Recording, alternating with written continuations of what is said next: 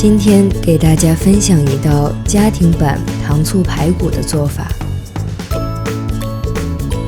首先准备小葱15克，切成葱段备用。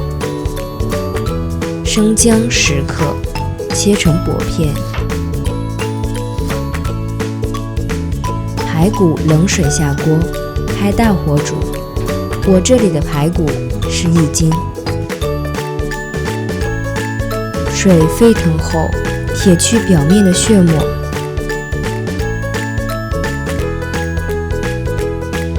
大火煮1分钟后，捞出排骨，放进凉水中，将血沫清洗干净。锅中倒入豆油30克，油温60摄氏度时，倒入生姜片，炸至金黄色，大约20秒。倒入葱段，煸炒约10秒。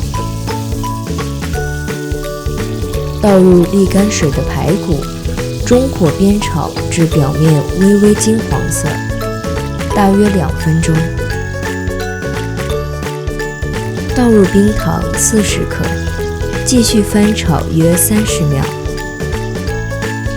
倒入料酒10克，生抽15克，红烧酱油5克，镇江香醋30克，将调料翻炒均匀，大约1分钟。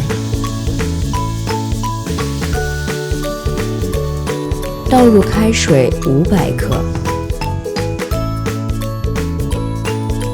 大火煮开后盖上锅盖，小火焖煮30分钟。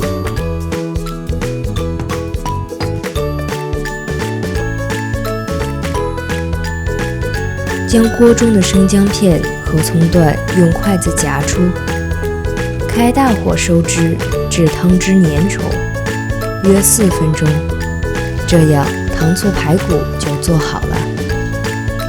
喜欢本期视频的朋友，可以点赞、订阅、关注我们的频道。